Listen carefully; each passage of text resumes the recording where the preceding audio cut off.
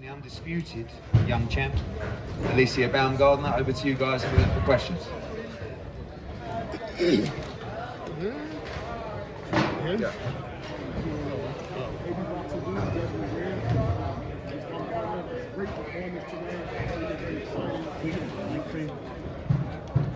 He's all right, go on. No, go on. Just we get a nice and loud. Go on, it's fine. We can hear. Right, plug in the board. If you talk to Cruz, beware. Jay, congratulations on a great, amazing win. Undisputed.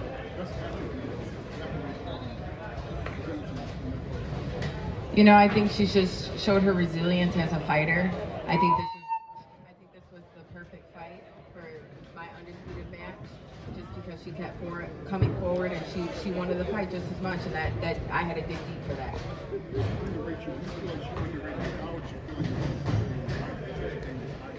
No, I think that's just the way she fights. You know, the division knows I hit hard, so you know, you better keep a high guard.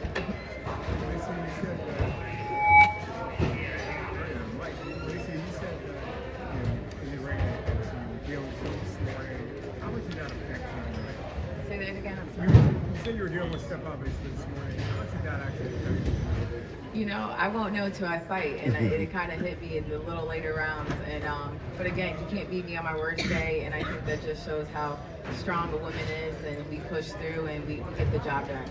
You and I talked about this moment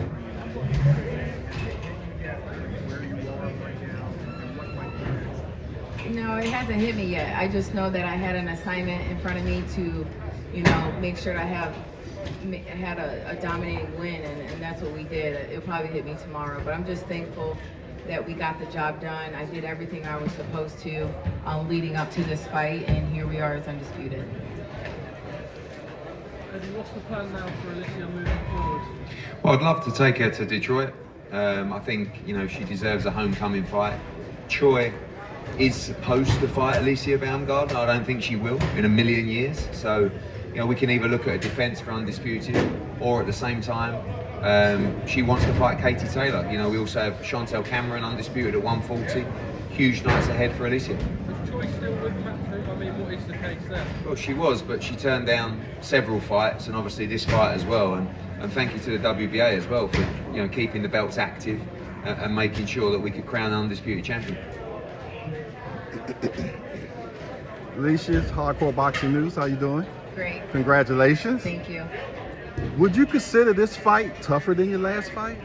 I would say so. I would agree that this was a tougher fight in the sense of, you know, having Mekhaled, who was wanting the fight. You know when a fighter wants it, and she just kept coming and coming, and I love that. And again, like I mentioned, I had to dig deep to get this win, and she just, you know, after knocking her down, she got right back up, and it was great though. I wouldn't want anybody else for this undisputed fight. So it showed me as a fighter what I need to work on. I'm always improving, and I want to improve.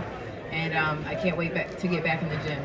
Nice. Looked like you had fun. Yeah, and that's the number one thing. You gotta have fun with this.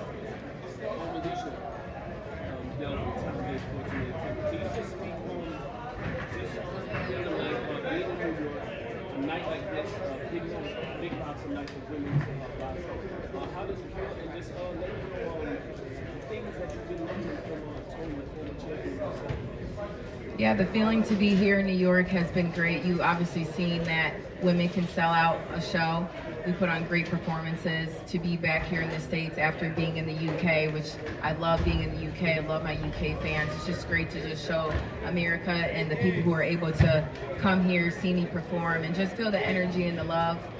This is building the sport of women's boxing. Many women are doing their thing, and it's just nice to highlight different stories, and just mine included, and I'm just thankful. And again, having Tony here sitting in my corner as a fighter, as a former world champion, he knows what it takes to dig deep, and I just have a good ear to listen, and we get the job done. What?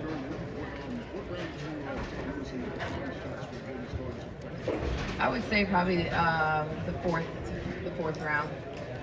4th round. Yep. Jen, what did you think about the reception you got here in New York tonight? It seemed like the crowd loved you, and when Mekhaled was shown on the screen, she got a lot of boos. What's your thoughts on that? I think the states love me. New York loves me. It was awesome to fight here again. It was a great fight week. We had a great media week this week to just build this fight for 2 undisputed great fighters doing what they do and just making history. So again, I would love to fight here again. It's been a pleasure. Eddie just mentioned wanting to do a homecoming fight. What would that mean to you? Man, a homecoming fight in Detroit would mean everything. Again, I was a club fighter back in the day selling tickets. I know I can put people in seats. I know I'm entertaining, and I know that I can sell out a great crowd, whatever arena that we choose in Detroit. It just would put Detroit back on the map. Detroit has a history of boxing and just great champions coming out of that gym, out of that state. And again, as a woman, as someone who's pioneering through this journey in the sport of boxing, it means everything to really just make a statement in my hometown.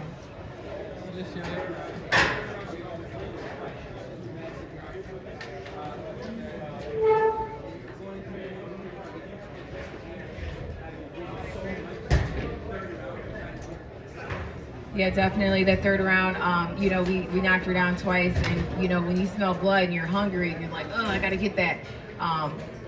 You can go after it a little too fast, but again, that's why we use the jab to get back to what we needed to do, and the jab is so important. So good strong legs, a good jab will get you back on track, and we continue to show that we're a champion fighter.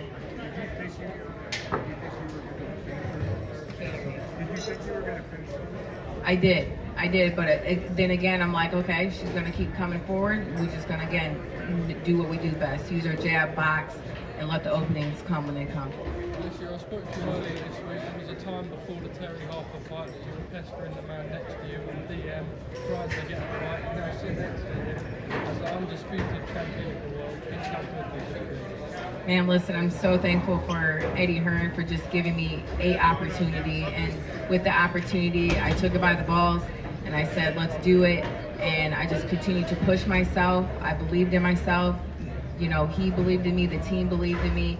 And again, I'm just thankful. And here we are today. If you believe in yourself and you can do it, it shows, and dreams do come true. So. Just to say as well that the way that she did it, she went to the UK as an underdog in Terry Harper's backyard to win the world title. Then she defended it. Then she took a unified shot on another promoter's show as the away fighter to unify the division and then become undisputed tonight. Great achievement. Eddie, from a promotional side, you're the biggest supporter of women's boxing. What inspires you to do that? You know what, it really comes down to the business. I mean, look, I think it's great to see females get opportunity in sport. I have 2 daughters myself. One of them boxes, one of them plays football, and it's amazing to see now the opportunities that are being presented. But it has to work, right? If they weren't entertaining, if we didn't sell out this place tonight, we couldn't carry on doing what we were doing. So they're producing and they're entertaining, and what they're doing is they're motivating us because they're willing to fight champion after champion, undisputed after undisputed, and it's a joy as a promoter. You can go through every division and that you can make a unification against every single champion in a division, and you can make an undisputed champion in 12 months. And in men's boxing, it's so frustrating. You can't even make a unification, right? So I believe, and every fan believes, that you should have one champion in every division in boxing. And if you look now, you've got undisputed at 126, undisputed at 130, undisputed at 135, undisputed at 140. McCaskill lost the belt, but really undisputed at 147. Could be at 54. Clarissa at 60. Franchon Cruz is earned at 68. And you can say who is the best, and this is now the #1 super featherweight in the world. No questions about it. And that's what we've never really had in boxing. Too many belts, too much fragmentation, too much politics. And in women's boxing, that's not there anymore. I believe the way women's boxing is going, maybe 10, 20 years, it probably will be one of the most popular sports. Yeah, I think, when a girl walks through the gym, it's not just to become a champion. And that's the same as any boy walking through the gym. It's about getting fit, it's about being strong mentally, it's about discipline, manners, respect, all the things that boxing gives you. But I'll say one thing, I've done 5 shows at this venue.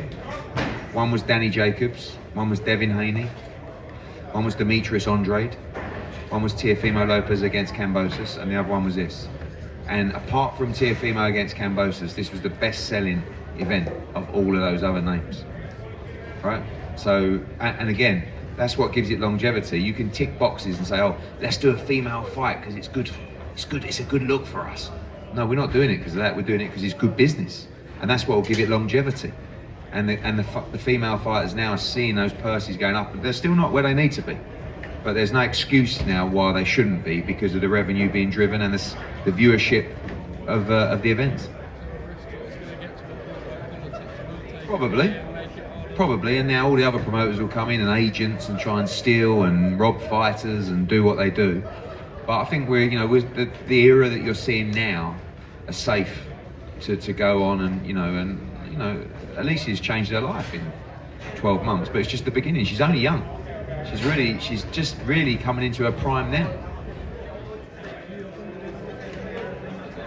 Listen, I reached out to Top Rank and I said, what do you think about the Mekhaled rematch? This is after the first fight. And I said, make us an offer. And it better be a massive offer with plenty of zeros on it. And it never came. Zeros didn't come. Lots of zeros, and it never came. So they can't want it that bad because if they, and we would entertain a rematch. It'd be a lot of money, but it's a massive fight in America. Huh? Detroit, perfect. But wherever in the Garden, Vegas, but the offer's got to be right. She went and boxed on their show as the away fighter and won. And they paid her well. But now it's got to be a lot more. How many zeros are we talking? A whole bunch of them. The ones that never end. Undisputed zeros.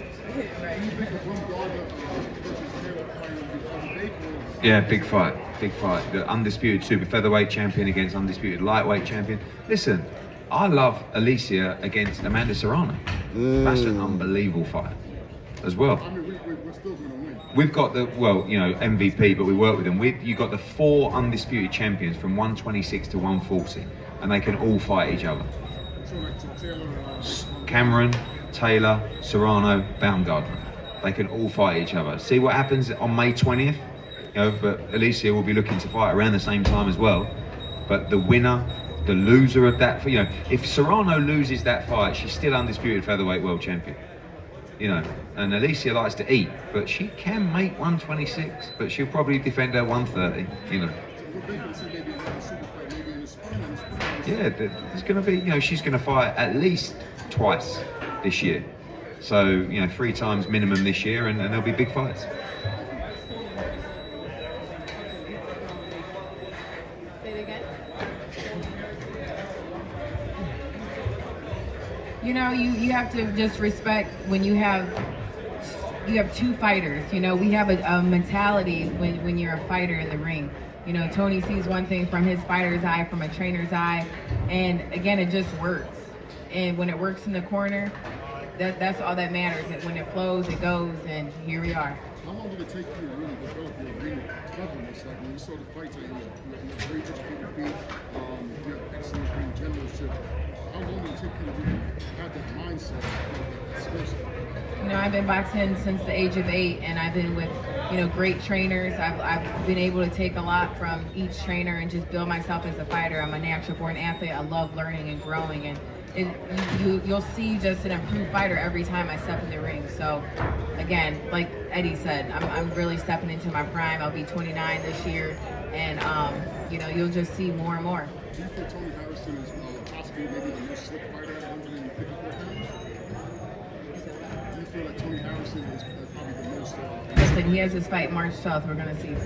Alycia, Eddie mentioned kind of the weight, you've got 4 undisputed champions there, Chantal Cameron being the biggest at 140.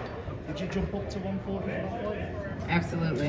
Is it fair to say that this is the golden era of women boxing? Absolutely. Y'all got to capitalize on this moment. This is a movement, like I've been preaching for just women's sports, and boxing has just elevated that in the sport of boxing. So it's great. Alycia, Eddie, guys each separately did an assessment of your performance tonight. How do you feel? Yeah, I would say I gave myself an 8 out of 10 today. You know, I have to go back and watch it. I know the things I have to work on, and again, I'm always trying to improve. So 8 out of 10. Definitely need to know what I got. I know what I got to do next time. But that's the sport of boxing. It's what I love, and I love learning.